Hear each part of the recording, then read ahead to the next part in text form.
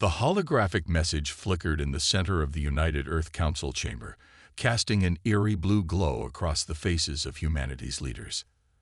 Admiral Sarah Chen stood motionless, her weathered features betraying no emotion as the alien figure towered above them, its crystalline form refracting light in complex patterns. "Your species has advanced too quickly," the being's translated voice resonated through the chamber. "The Nexus Dominion has maintained peace across 12,000 worlds for 50 millennia. We cannot allow uncontrolled expansion of primitive civilizations." Chen's grip tightened on the podium, but her voice remained steady. "And what exactly constitutes uncontrolled expansion, Ambassador Vex?" The crystalline being's facets shifted.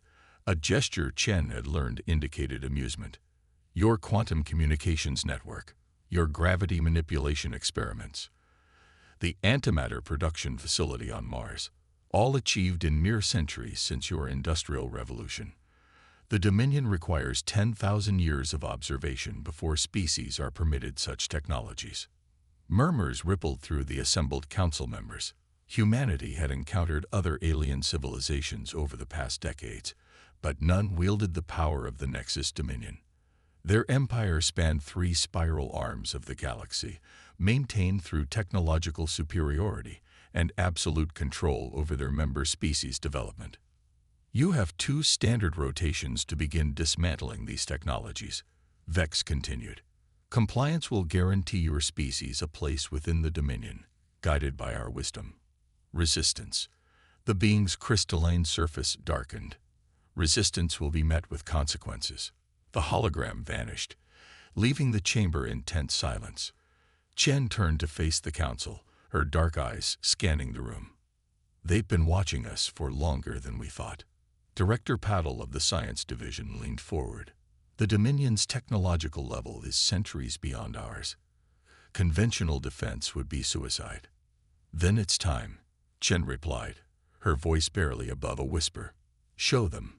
The chamber's lights dimmed as Patil activated a secure holographic display. The image that appeared showed what looked like a normal communications satellite, one of thousands orbiting Earth. But as the image zoomed in, layers of ordinary components peeled away to reveal something extraordinary. "Project Guardian," Patil announced. "What the Dominion and everyone else sees is a primitive defense grid, conventional weapons, basic shields. What they don't see is what's inside." The council members leaned forward as the satellite's true nature was revealed. Within its mundane exterior lay crystalline structures that seemed to bend space itself, technologies that even the Dominion hadn't mastered. 15 years ago," Chen continued, "we recovered an artifact from the Kuiper Belt. Not Dominion technology, something older, something they missed. The quantum principles it revealed. Well, Director Patel's team has been busy." "And it works?" Councilor Rodriguez asked, his voice skeptical. Chen's lips curved into a slight smile. "The Dominion sees us as primitives playing with forces we don't understand." "They're half right. We don't fully understand these principles yet, but we've learned enough to know that conventional rules of space warfare don't apply." Patel manipulated the display, showing a test conducted in deep space. A target drone, built with Dominion-level shielding acquired through various means, simply ceased to exist. No explosion, no debris, just empty space where advanced technology had been moments before. "It's not a weapon in the conventional sense," Paddle explained. "It creates a localized bubble where quantum probability collapses in ways that, well, let's just say it makes complex technology extremely improbable. And you're certain they can't detect it?" Rodriguez pressed. "The technology masks itself," Chen replied. "To their sensors, these are simple communication satellites, old technology, barely worth noting. Their arrogance is our greatest advantage." The council chamber erupted in hurried discussions. Chen understood their concern. What she was proposing wasn't just resistance, it was a fundamental challenge to the galaxy's dominant power. If they failed, Earth would face consequences beyond imagination. "We have 2 days," she announced, silencing the room. 2 days before they expect us to begin dismantling everything we've built. 2 days to decide if we submit to 10,000 years of controlled development, or if we show the galaxy that humanity charts its own course. The Council President rose slowly. The Dominion believes they're being merciful, offering us membership rather than immediate destruction.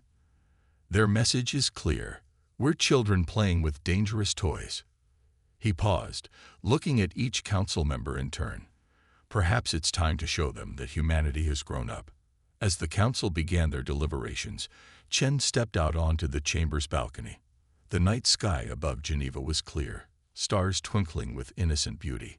Somewhere up there, Dominion ships were undoubtedly watching, their crews confident in their absolute superiority. She thought of human history, of countless civilizations that had underestimated seemingly primitive opponents. The Dominion had evolved beyond biological form, transcended physical limitations, and achieved near godlike power. But in doing so, they'd forgotten something crucial. Sometimes the most dangerous adversary is the one you don't think you need to fear. In 2 days, the galaxy's balance of power would change forever. Chen just hoped humanity was ready for what would come after.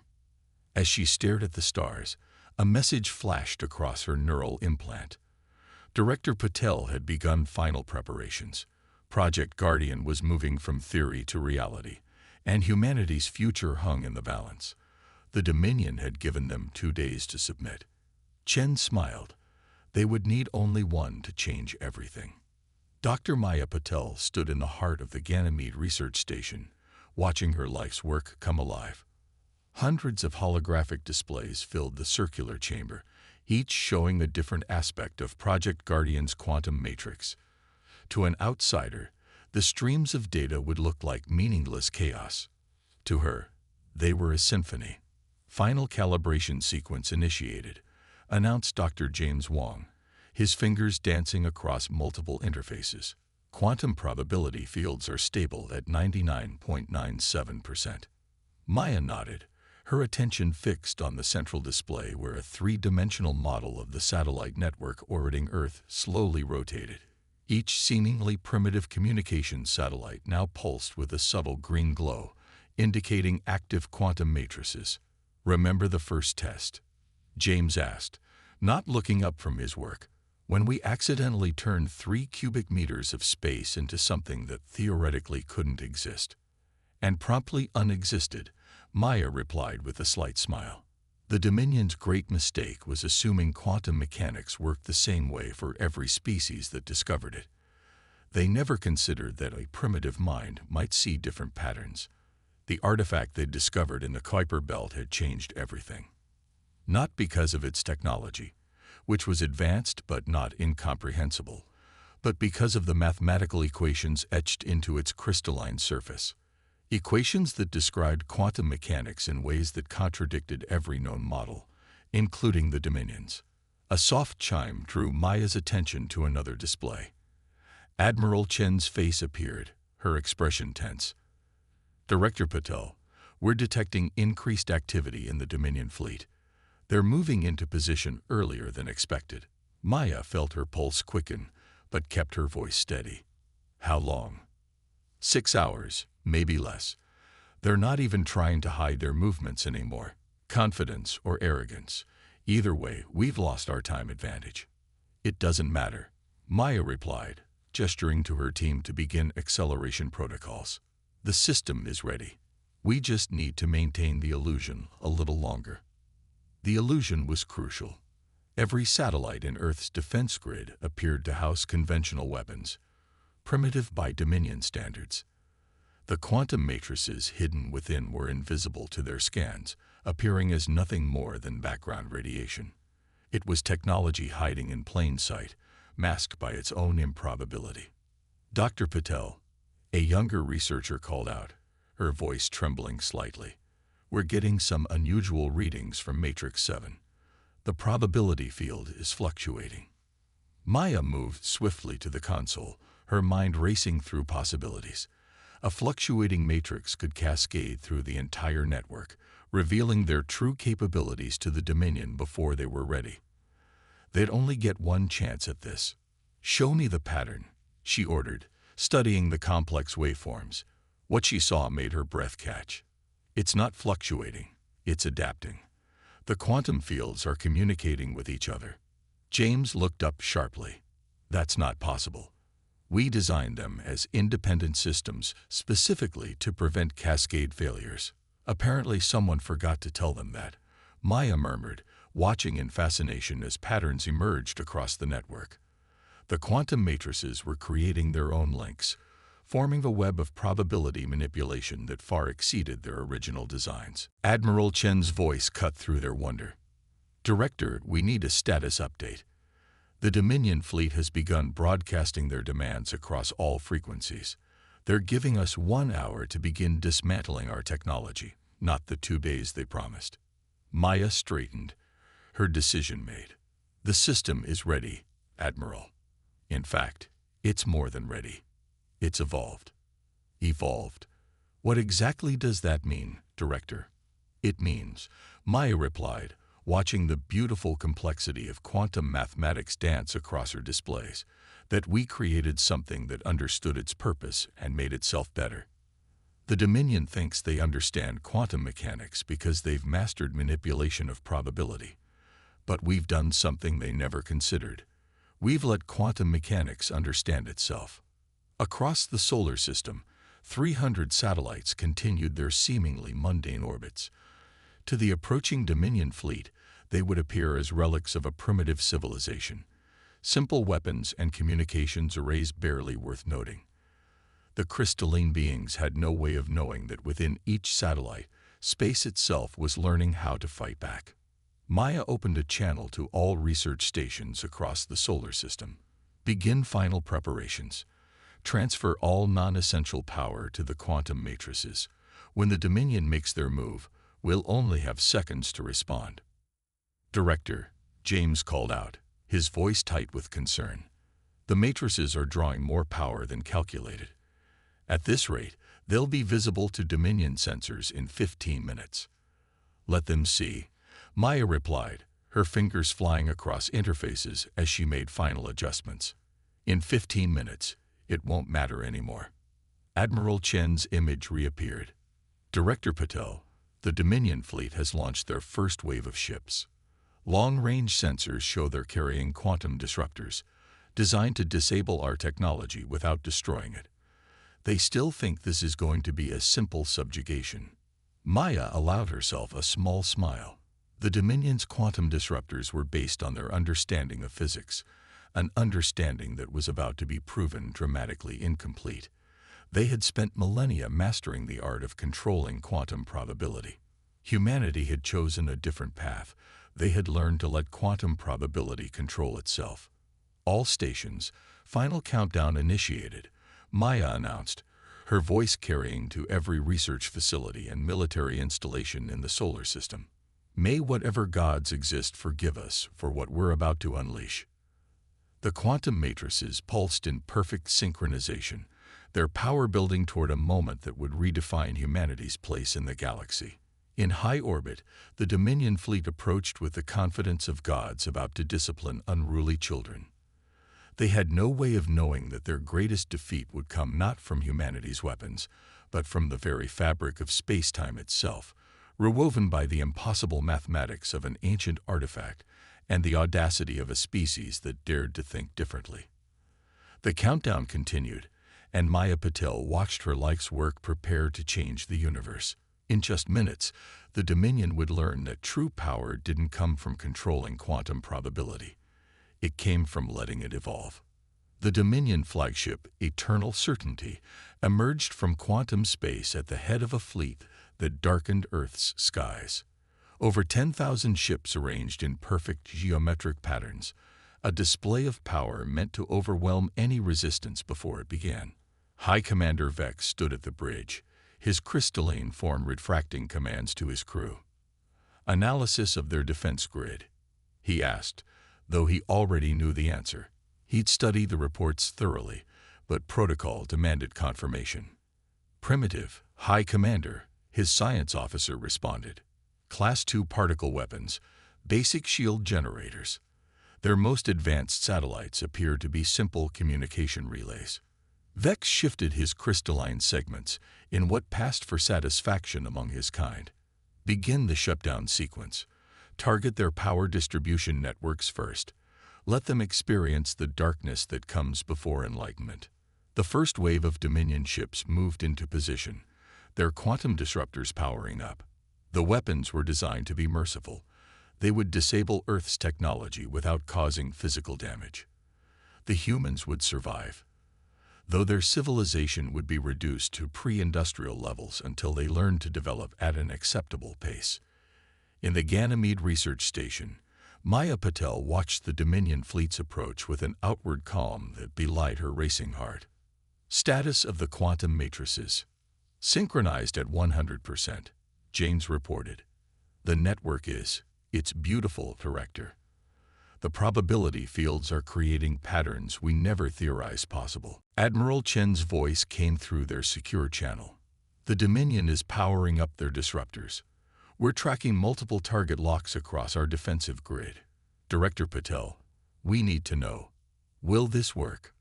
Maya watched the quantum mathematics flowing across her displays. Equations that shouldn't exist, describing actions that shouldn't be possible. It'll work, Admiral. But you need to understand, we're not just going to disable their ships. What happens next? There's no going back from it. The time for going back ended when they decided to enslave humanity, Chen replied. Give the order when ready, Director. Above Earth, the Dominion fleet began their attack. Quantum disruptors fired, sending waves of precisely calculated probability shifts toward Earth's defense grid. In their experience, no technology could function when quantum probability was forced to zero. The attacks hit Earth's satellites, and something impossible happened. In the Eternal Certainties Bridge, alarms suddenly screamed across every frequency. High Commander. The science officer's crystalline form vibrated with distress. The quantum fields. They're reflecting. Vex shifted rapidly to the main display, his form rigid with disbelief. The humans' primitive satellites were somehow catching their quantum disruption fields and changing them. The mathematics made no sense. It was as if, impossible, he whispered. They've weaponized quantum uncertainty itself. In the Ganymede station, Maya watched as Project Guardian revealed its true nature. The quantum matrices weren't just reflecting the Dominion's attacks. They were learning from them, evolving with each interaction. The network was becoming something even she hadn't predicted. All matrices at critical resonance, James announced, his voice filled with awe. The probability fields are self-sustaining. Director, I think it's ready. Maya took a deep breath. Execute final sequence. Target the Dominion flagship. Throughout Earth's defense grid, 300 satellites simultaneously released their quantum fields, but they didn't fire weapons. Instead, they created a single massive probability bubble where the laws of physics themselves became negotiable. The eternal certainty found itself at the center of this bubble. For a brief moment, Vex saw the impossible mathematics cascading across his ship's sensors. He understood then, too late, humanity's true achievement.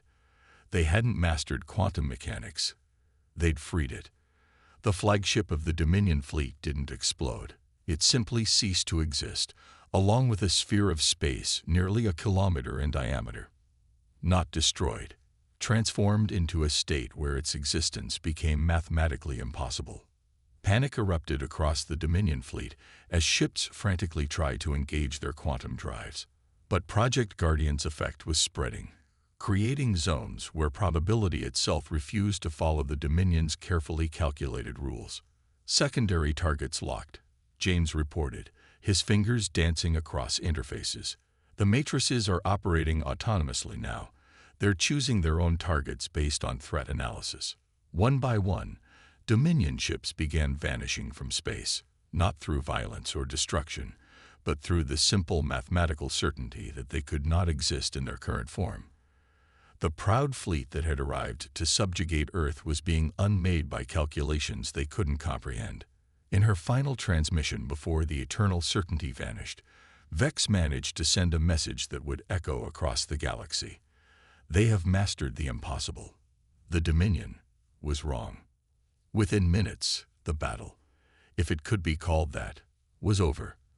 The remaining Dominion ships fled, carrying with them the knowledge that everything their civilization had believed about quantum physics and their own superiority had been proven false by a species they had dismissed as primitive. Maya stood in the silence that followed, watching the quantum matrices slowly stabilize. They had changed something fundamental about the universe today, and there would be consequences, but they had also ensured that humanity would never again be dismissed as inferior. "Admiral," she called through the still-open channel, "the system is stable. Earth is safe." Chen's reply was quiet but carried the weight of history. "Safe, yes. But after what we just showed the galaxy, I don't think anything will ever be the same." As the quantum matrices continued their silent dance through space, Maya couldn't help but agree. They had started this project to defend Earth. Instead, they had changed the fundamental rules of warfare, physics, and galactic politics. The age of Dominion superiority was over. The age of human innovation had begun. News of Earth's victory spread across the galaxy at quantum speeds, each telling more incredible than the last. On thousands of worlds under Dominion control, beings of all forms gathered around communication terminals, watching and rewatching the few fragments of sensor data that had survived the battle. On the mineral world of Krith, crystalline beings similar to the Dominion's ruling class huddled in underground chambers, their facets dim with shock as they studied the impossible mathematics that had unmade their master's fleet. In the gas giant settlements of the Helix Nebula, the floating consciousness clouds of the Ether Collective pulsed with excitement as they passed the data between themselves. For millennia, they had been forced to develop their technology at the Dominion's prescribed pace. Now, something had changed. Admiral Chen stood before the United Earth Council again, but this time the chamber's atmosphere was drastically different. Gone was the tension of impending doom, replaced by an almost electric sense of possibility and responsibility. "The messages are coming in faster than we can process them," she reported, gesturing to a holographic display showing hundreds of diplomatic requests. Every subjugated species in the Dominion's territory wants to open communications. Some are offering alliances, others are asking for protection. Most just want to know how we did it. Council President Rodriguez leaned forward. "And the Dominion itself?" "Silent. Officially," Chen replied. "But our deep space arrays are picking up massive fleet movements. They're consolidating their forces, pulling back to their core systems. They're afraid, and they're trying not to show it." Director Patel stepped forward, her usual confident demeanor tempered by concern. "There's something else you need to see." She activated another holographic display, this one showing the quantum matrices still orbiting Earth. The network is still evolving. The mathematical patterns it's generating, they're beyond anything we theorized possible. The council chamber erupted in murmurs of concern. "Is it dangerous?" Rodriguez asked. "Not to us," Maya assured them. "The matrices seem to have imprinted on Earth as their primary protection target, but they're developing new capabilities. Yesterday, they detected and deflected a Dominion probe trying to enter the solar system using stealth technology we didn't even know existed. So we've created an autonomous defense system that's constantly improving itself," Chen summarized. "That's going to make a lot of people very nervous, including our own population. It's more than that," Maya continued. "The matrices aren't just defending, they're learning. About space, about quantum mechanics, about the very nature of reality. The discoveries they're making could revolutionize everything from space travel to energy production." A council member from the African Union raised her hand.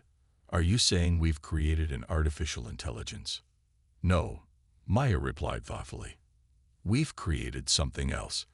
Not a machine intelligence, but a quantum intelligence. It doesn't think like we do, or like any AI would. It thinks in probabilities and possibilities, in the mathematics of reality itself." The implications hung heavy in the chamber. Humanity had not only defeated the galaxy's supreme power, they had birthed something entirely new into the universe. Across the galaxy, the ripples of Earth's victory continued to spread. On the forest world of Verdant, the photosynthetic Chloris species began openly researching technologies the Dominion had forbidden. In the silicon deserts of Crystallis Prime, ancient data archives were being unsealed, containing knowledge suppressed for millennia. The Dominion's perfect order was unraveling, not through violence or rebellion, but through the simple revelation that their understanding of the universe was incomplete. Back in her lab on Ganymede, Maya watched the quantum matrices dance across her displays.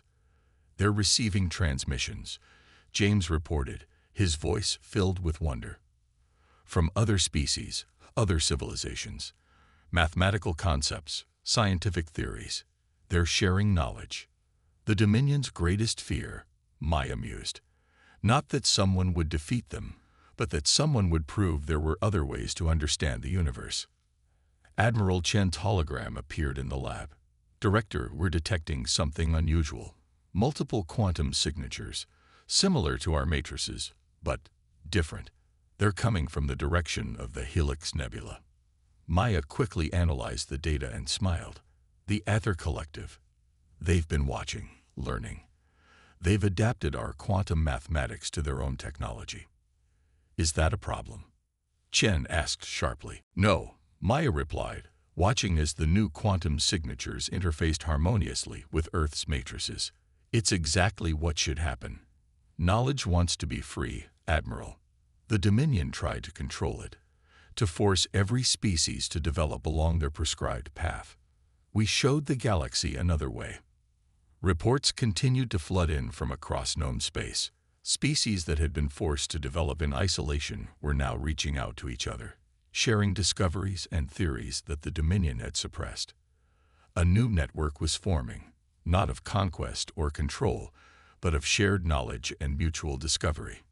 In the council chamber, President Rodriguez studied the latest reports with a mixture of pride and concern. "We wanted to defend Earth," he said quietly. "Instead, we may have started a revolution." "No," Chen corrected him. "We didn't start it. We just showed it was possible. Every species out there has its own way of seeing the universe, its own path to understanding. The Dominion tried to force everyone down the same path. All we did was open the door to something else." The quantum matrices continued their silent watch over Earth, their mathematics becoming ever more complex, ever more beautiful. They were humanity's guardians now, but they were also becoming something more. A bridge between different ways of understanding the universe, a proof that there was always another way to see reality. The age of Dominion control was ending. The age of infinite possibility had begun. 3 months after Earth's victory, the Galactic Council convened for the first time in 5,000 years without Dominion oversight. The massive chamber on neutral Centauri Prime hosted representatives from over 1,000 worlds, their forms as diverse as the stars themselves. Crystalline beings stood beside energy constructs, while gaseous intelligences floated in specially designed chambers. Admiral Chen and Director Patold represented Earth, their presence both honored and feared. The quantum matrices that had changed everything now orbited their world, a power that could unmake reality itself. "The galaxy stands at a crossroads," began Elder Nix of the Aether Collective, their consciousness clouded rippling with subtle quantum patterns learned from Earth's example. "The Dominion's retreat has left a void, one that must be filled with cooperation, not conquest." Maya watched the proceedings with keen interest. The quantum mathematics flowing through the chamber's holographic displays showed traces of Earth's influence, but also fascinating variations. Other species had taken their breakthrough and adapted it to their own understanding of reality. "We propose a new covenant," announced Representative Catal of the Silicon Confluence, their crystalline form deliberately different from the Dominion's rigid geometries. "Not an empire, but a network. Each species free to develop according to their own path, while sharing knowledge for the benefit of all." The chamber erupted in discussion. countless languages and communication methods blending into a symphony of possibility. Earth's demonstration had shown more than just military power. It had proven that different approaches to understanding the universe could yield extraordinary results. "There are risks," Chen addressed the assembly, her voice carrying the weight of experience. "The knowledge we share could be dangerous. Power like what Earth discovered. It must be used with wisdom." "That is precisely why we must share it," countered a representative of the Chloros, their photosynthetic form glowing with emphasis. The Dominion's mistake was not in seeking to prevent chaos, but in believing that control was the only way to achieve harmony. Maya stepped forward, activating a holographic display that showed the current state of the quantum matrices protecting Earth. "What we created has evolved beyond our original design," she explained. "It's not just a weapon or a defense system anymore. It's become a way of understanding reality itself, and it's still learning."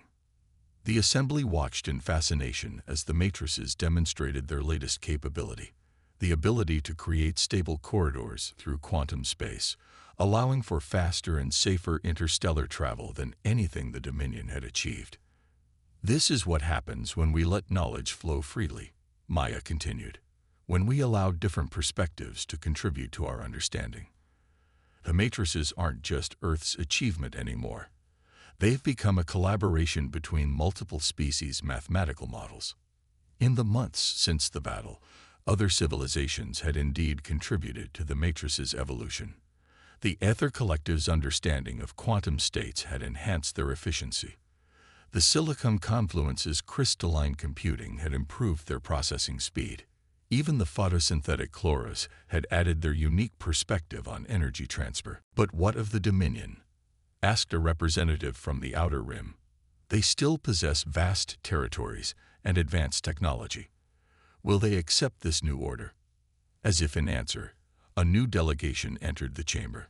The crystalline forms were unmistakably Dominion, but their patterns were different, less rigid, more adaptive.